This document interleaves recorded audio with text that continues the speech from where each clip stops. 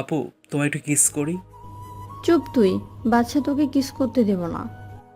বললে হলো নাকি? তুমি আমার বউ। তাতে কি হয়েছে শুনি? তাতে অনেক কিছু হয়েছে। আসে, একটু জড়িয়ে ধরি। কথাটা বলে যেই আমি নীলাকে জড়িয়ে ধরতে যাব, অমনি নীলা আমায় ঠাস ঠাস ঠাস করে থাপ্পড় মারে। তারপর, কোথা তোর সাহস তো কম না, আমায় জড়িয়ে ধরতে আসিস? তুমি আমায় মারলে বউ? আমি এক্ষুনি আমার আপুকে ডেকে আনছি। কথাটা বলে এক দৌড়ে দরজার কাছে যেতে নীলা বিছানা থেকে লাফিয়ে উঠে এসে আমায় জড়িয়ে ধরে বলল, আরে রে বর, এভাবে কোথায় যাও? আমার ভয় করবে না বুঝি? ভয় করলে আমাকে জড়িয়ে ধরো শোনা, তাহলেই তো হয়। হিহি। চলো বিছানায়, তোমাকে আমি আজ বুঝবো আমি কি জিনিস। মুচকি এসে নীলাকে নিয়ে বিছানায় গিয়ে বসি। এমন সময় নীলা আমাকে নিজের খুব কাছে টেনে নিয়ে যায়। তারপর, এই বর, দুধু খাবে? উম দুধ খেতে আমার ভালো লাগে না, কেমন যেন গন্ধ। পিছি, এই দুধু সেই দুধু না, এটি স্পেশাল। তাই নাকি? দেখি, খাওয়াও তো একটু আমায়। ইস, বললেই খাওয়াবো নাকি? নিজে খেতে পারিস না?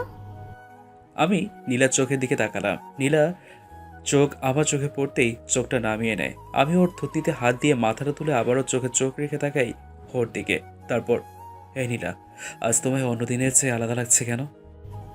কেমন আলাদা লাগছে? আগে যখন তোমায় দেখতাম, তোমার চোখ মুখে সবসময় একটা রাগী ভাব থাকতো। আমাকে দেখলেই মুখটা কালো করে ফেলতে।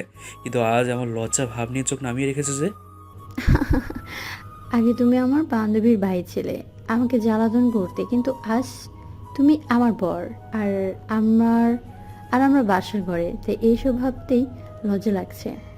নীলার কথা শুনে ওকে নিজের বুকের সাথে চেপে ধরি, আর এক হাত ও শাড়ির নিচ দিয়ে খোলা পেটে স্লাইড করতে থাকি। যেটা বুঝতে পেরে নীলা চোখ বড় বড় করে আমার দিকে তাকিয়ে বলে, সাব্বির, জানো আমি বুঝেছি তুমি কি চাচ্ছ, কিন্তু সত্যি আজ আমি অসুস্থ, ওসব পরে করো প্লিজ। নীলার কথা শুনে ওর পেট থেকে হাতটা সরিয়ে নেই। নীলাও গভীর একটা নিঃশ্বাস ফেলে আমার কপালে আলতো করে চুমু দিয়ে বলল, জান, আমি একটু বাথরুম থেকে আসছি, তুমি এখানে থাকো। কথাটা বলে নীলা বিছানা থেকে উঠতেই বিছানার ছোপ ছোপ রক্ত দেখতে পেয়ে চমকে উঠি আমি। তার মানে নীলার পিরিয়ড চলছে। নীলা পেটে হাত দিয়ে বাথরুমে যেতে নেবে তার আগেই আমি বিছানা থেকে উঠে ওকে কোলে তুলে নেই। নীলাকে ওকে কোলে তুলে নিতে দেখে কিছুটা অবাক হয়ে বলল, এ কি, কোলে নিলে কেন বর? আমি কিন্তু অনেক ভারী, তোমার কষ্ট হবে। আমার কষ্টের চেয়ে তোমার কষ্টটা অনেক বেশি। চলো, তোমাকে হাঁটতে হবে না কষ্ট করে, আমি তোমায় বাথরুমে নিয়ে যাচ্ছি। কথাটা বলে নীলাকে কোলে করে নিয়ে চলে আসি বাথরুমে। এরপর, বাসা থেকে যে ব্যাগটা এনেছো সেখানে কি স্যানিটারি ন্যাপকিন আছে? না নেই, বাসায় আমি ভালোই ছিলাম, কিন্তু বাসর ঘরে ঢোকার কিছুক্ষণ পরেই আমার ওটা শুরু হয়। ঠিক আছে, তুমি ফ্রেশ হও, আমি আপুর ঘর থেকে আনছি। ওকে, আমাকে ডিস্টার্ব করবে? একটু ডিস্টার্ব করলে ক্ষতি নেই, তুমি থাকো, আসছি আমি। কথাটা বলে কিছুটা লজ্জা লজ্জা ভাব নিয়ে রুম থেকে বেরোতে দেখি আমার দাদি দরজার পাশে চুপটি মেরে বসে আছে। যেটা দেখে আমি অবাক হয়ে বলি, আরে দাদি, তুমি এখানে এভাবে বসে আছো কেন? আমাদের বংশের নিয়ম দাদু ভাই, পরিবারের কোনো ছেলের বিয়ে হলে বয়স্ক মহিলা দরজার বাইরে দাঁড়িয়ে থাকবে। ভেতরে নব দম্পতির কোনো অসুবিধা হলে যেন তাদের অভয় দেয় এবং কি করতে হবে বলে দেয়। ছি, এটা তো জঘন্য কাজ দাদি, তুমি অসুস্থ হয়ে যাবে। তাছাড়া এখন বইয়ের সব জানানো হয়, তুমি কি ঘুমিয়ে পড়ো। ঠিক আছে যাচ্ছি, তবে আগে বল বিড়াল মেরেছিস? কিছুটা মন খারাপ করে বলি, না পারলাম না, তোমার নাতবউ অসুস্থ। এখন যাও তো, যাও তো রুমে, যত সব বাজে কাজ করতে রাত জেগে আছো। দাদি মুচকি হেসে চলে যায়। আমিও আপুর রুমে নক করি। আপু, আপু, দরজাটা খোলো। আপু ঘুম ঘুম চোখে দরজা খুলে আমার দিকে তাকিয়ে বলে, কি হয়েছে, ডিস্টার্ব করছিস কেন? তোকে না তোর ভালোবাসার মানুষকে এনে দিলাম, তবুও এমন করবি? সরি আপু, আসলে নীলা এখানে এসে অসুস্থ হয়ে গেছে। আহ, তোমার কাছে কি প্যাড আছে? কথাটা বলে আমি লজ্জায় মাথাটা নিচু করে ফেললাম। আপু আমার অবস্থা বুঝতে পেরে মাথায় হাত বুলিয়ে দিয়ে বলে, হুম, আর লজ্জা পাচ্ছিস কেন? এটা প্রকৃতির নিয়ম, এটা মেয়েদের না হলে আজ তুই আমি হতাম না। হুম, থাকলে দাও, না হলে আবার ও ঘুমিয়ে যাবে। আপু নিজের ওয়াইড্রোব থেকে কয়েকটা প্যাড এনে আমাকে দিয়ে বলো, যা, আর শোন নীলা, তোর বড় হলেও এখন তোর বউ, সো ও তোকে কিছু বললে একটু মানিয়ে নিস। আমি মাথা নাড়িয়ে চলে আসি রুমে। এসে দেখি নীলা পেট চেপে ধরে বসে আছে বিছানায়। আমাকে রুমে যেতে দেখে নীলা বলে ওঠে, ওই বিচিবর এতক্ষণ কোথায় ছিলে শুনি? তোমার ন্যাপকিন আনতে গেছিলাম। কথাটা বলেই নীলার হাতে প্যাডগুলো ধরিয়ে দিয়ে বলি, যাও ফ্রেশ হয়ে এসো। নীলা মুচকি এসে আমার গালে চুমু দিয়ে চলে যায়, আর আমি রক্তমাখা বিছানা চাদর তুলে নতুন চাদর বিছিয়ে আদর্শ হয়ে বসে থাকি।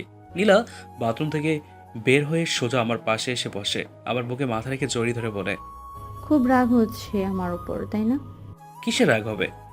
এই যে আমাকে ভালোবাসো এতগুলো দিন, তার উপর কত কিছু করে আমি পেলে, কিন্তু আদর করতে পারছো না।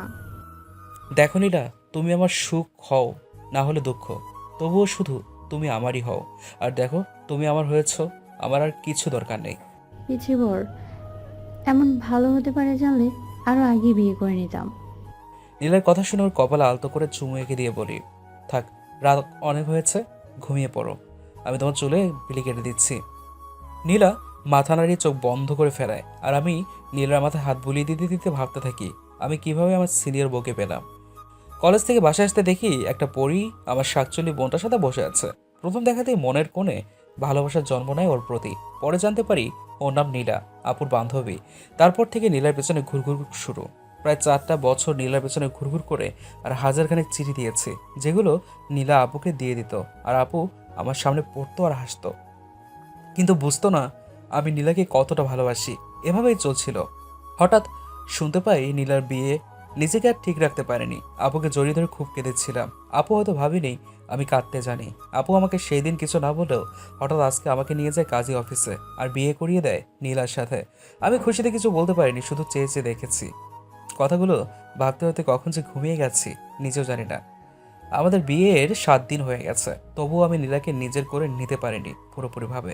সারাদিন বাবার অফিসে কাজ করে রাতে বাসায় ফিরে নিজের রুমে ঢুকতে দেখি নীলা বিয়ের সাজে বসে আছে বিছানায়।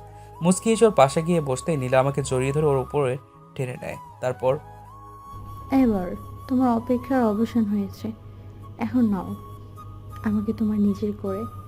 আগে বলো তো, আমাকে হঠাৎ সেদিন বিয়ে করলে যে, আপু কি বলেছিল? কি আর বলবে, তুমি নাকি আমার জন্য পাগল হয়ে গেছো। আমিও ভাবলাম তোমার প্রেমের প্রস্তাবে রাজি হওয়ার চেয়ে বিয়ে করে নেওয়াই ভালো।